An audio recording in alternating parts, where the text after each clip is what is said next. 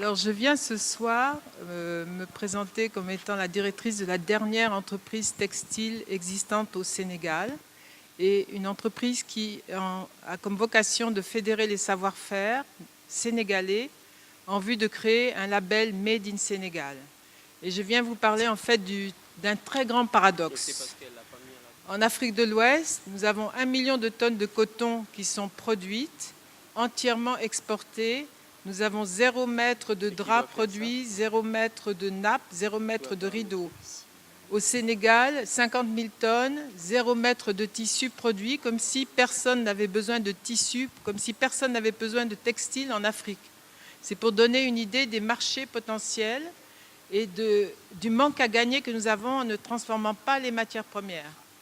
Nous vendons notre coton à un prix qui varie entre 1 euro et 2 euros sur le marché international, et nous manquons environ une valeur ajoutée de 10 à 100 fois supérieure. Donc quand on dit que l'Afrique est exportatrice et qu'elle crée des revenus en exportant, comme on n'exporte que des matières premières à leur plus bas prix, en fait nous perdons beaucoup de richesses. Et par là même, nous ne développons aucun emploi. Alors il y a un cercle vicieux qui est là, c'est-à-dire que le coton part très probablement en Asie, en grande majorité. Il est filé, parce qu'il faut faire le distinguo entre le coton fibre, dont on parle toujours, dans des instances internationales, on parle toujours de coton, coton, coton, mais c'est le coton fibre, ce n'est pas le coton fil. Et donc il part être filé en Chine ou ailleurs, il est revendu en Occident ou tissé sur place. Ce même tissage est répandu dans le monde entier, et on arrive à un système où, par besoin d'actes de charité en Occident, on donne aux pauvres des vêtements usagés. Ces vêtements usagés, via les Emmaüs ou autres, sont stockés dans des grands entrepôts en Europe, ainsi que les restes, les détritus des industries textiles européennes ou asiatiques, et reviennent pour être offertes aux pauvres. Et dans ce processus, toutes les industries textiles sont cassées et mises à terre, créant encore plus de pauvreté. Donc c'est ce grand paradoxe dont je veux parler. Parce qu'on ne peut pas laisser aller s'enfuir nos matières naturelles et retourner en échange de l'acrylique ou du polyester ou des choses qui ne valent rien, qui sont comme de la pacotille. Alors depuis des années, je parcours l'Afrique de l'Ouest, au Burkina, au Togo, et je visite des usines désaffectées, des filatures à l'abandon, des tisserands en quête du fil, en quête du Graal, et au bout du compte, une absurdité, un système complètement absurde. Donc, nous avons décidé de rentrer dans une grande aventure qui est celle de relancer le secteur textile en Afrique de l'Ouest en utilisant le savoir-faire précolonial. Et c'est quoi le savoir-faire précolonial? C'est le tissage traditionnel dans ce secteur.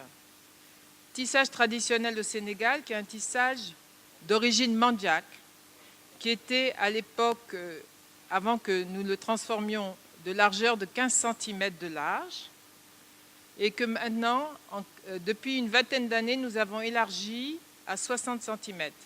Comment ça s'est passé?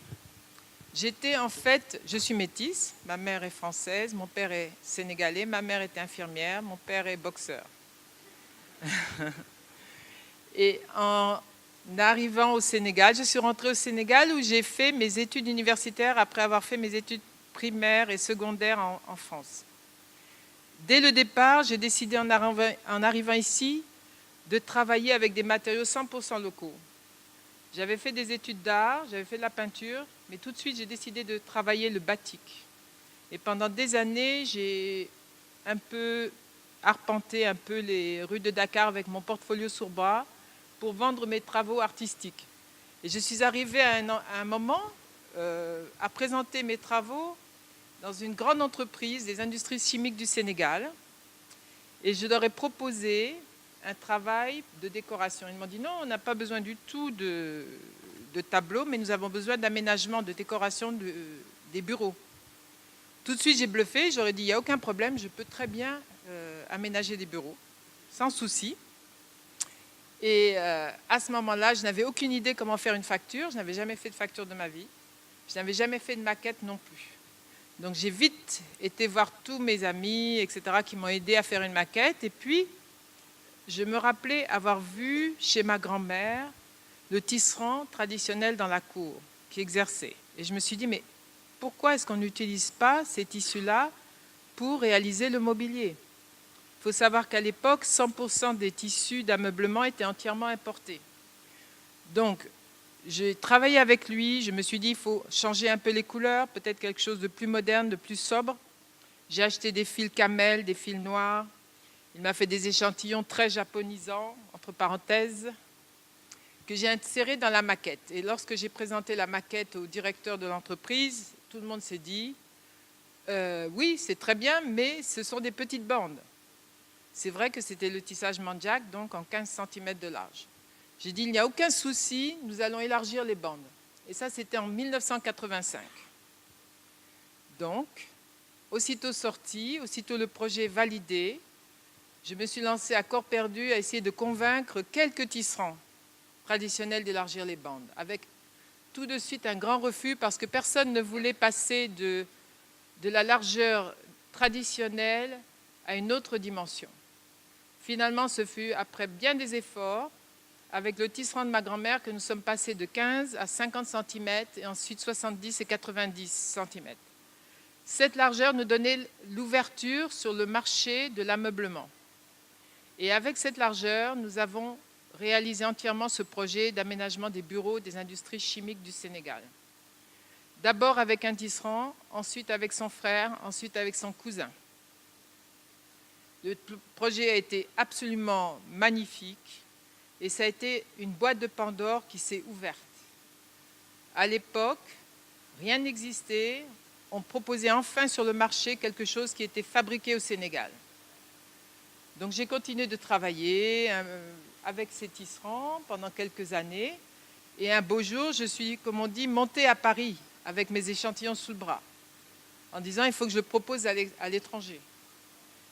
Je suis arrivée, j'ai rencontré une grande dame de la décoration qui m'a donné ma chance, qui a pris mes échantillons, les a mis dans son magasin sur une étagère. Et j'ai commencé à vendre aux décorateurs. En parallèle aussi, j'ai rencontré une autre agent qui a proposé mon travail dans la haute couture. Donc nous avons pu vendre des tissus à M. Christian Lacroix, M. Louis Ferraud et M. Paco Rabanne.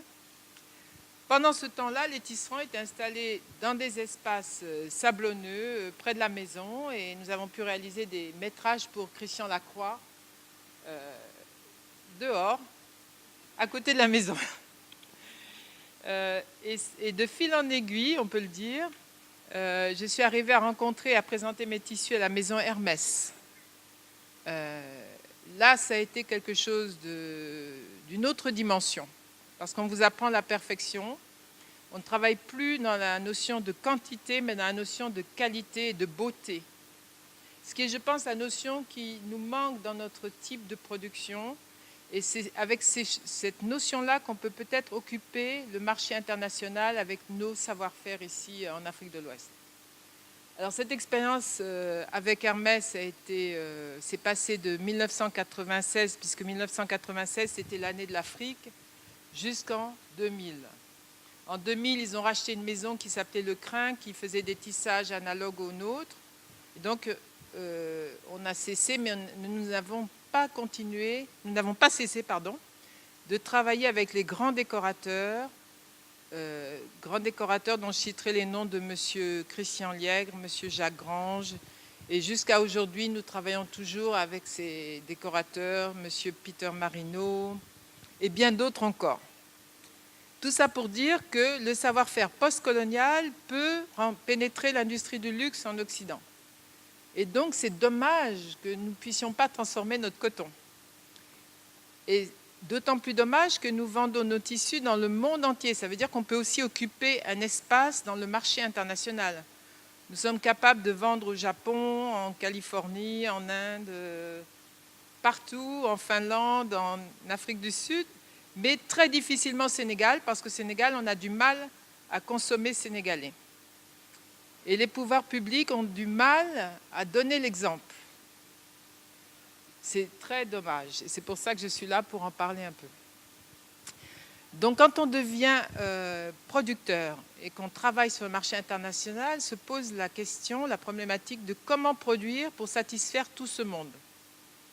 Parce qu'évidemment, à part le Sénégal, maintenant on a également des ventes en Côte d'Ivoire, au Nigeria, un peu partout. Donc comment fait-on pour produire avec un tissage manuel pour satisfaire le monde entier? Non, on ne peut pas.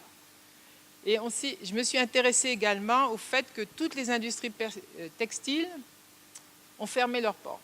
Au Sénégal, il y avait une dizaine d'industries textiles qui créaient 70 000 emplois. Au jour d'aujourd'hui, il y a 0 emploi dans le secteur textile et la filière textile elle-même n'est même plus considérée. Elle n'est même plus évoquée dans les instances, par les bailleurs de fonds, par les politiques. On a mis une croix, par les financiers encore plus, on a mis une croix définitive sur le mot textile. Et maintenant, on ne parle plus que de confection, confection qui signifie importer du tissu d'ailleurs et le transformer et le coudre. Et donc, je me suis dit, pourquoi est-ce qu'on ne peut pas relancer une filière textile, une industrie textile? Et en visitant toutes ces usines à l'abandon, nous avons eu l'idée de racheter des métiers à tisser qui étaient en errance, qui étaient prêts à être cassés et vendus au poids du fer et de la fonte. Et lorsque nous avons racheté ces métiers avec les ouvriers du secteur textile, qui eux-mêmes sont laissés sur le carreau d'ailleurs. Il faut signaler, les ouvriers, il y a des milliers d'ouvriers textiles qui ont plein de compétences, plein de savoir-faire, qui sont au chômage, voilà. Ils ne font plus rien.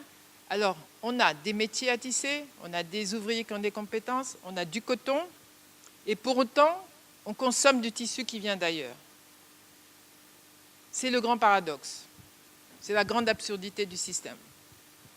Cependant, nous avons décidé de faire une osmose entre le tisserand traditionnel et l'ouvrier textile et installer donc dans des ateliers à Rufisque les tisserands traditionnels, les tisserands qui travaillent sur les métiers d'obédience européenne, parce que j'ai oublié de mentionner qu'à un certain moment, un client allemand nous a offert un métier d'obédience européenne. Et tout le monde est ensemble et tout le monde essaie de présenter un nouveau produit. Et ce que je crois, c'est que ces métiers à tisser mécaniques, nous les avons réhabilités, nous les avons remis en route, nous les avons même ralentis parce qu'on ne veut pas rentrer dans la production. Ce qu'on veut produire, c'est de la beauté, c'est de l'âme et que l'âme transparaisse dans le tissu. Et c'est cette beauté et cette âme qui peut valoir de l'or sur le marché international. Donc, nous avons continué de travailler dans ce développement et après quelques moments, nous sommes été très fatigués par l'environnement juridico-fiscal parce qu'il n'est absolument pas adapté à ce type d'entreprise. Nous sommes dans un secteur de développement d'une production industrielle alors que le pays tout entier se tourne vers le commerce. Nous n'avons même pas eu la chance de faire notre révolution industrielle pour donner au moins de la matière à tous ces jeunes managers qui remplissent les écoles de management et qui n'ont pas de produits malheureusement à manager. Je pense que le préalable, avant de construire des routes, 1 kilomètre ou 2 de route, pouvait suffire pour organiser la formation, avoir des outils, avoir du matériel pour former des gens et produire sénégalais. Donc ce que je veux avec notre activité, c'est de proposer quelque chose sur le marché international qui permette de penser que l'on peut redevenir maître du jeu tout simplement en transformant nos matières premières avec nos savoir-faire et ce que nous trouvons sur place et avec très peu d'investissement. Et créer par-delà énormément d'emplois. Merci.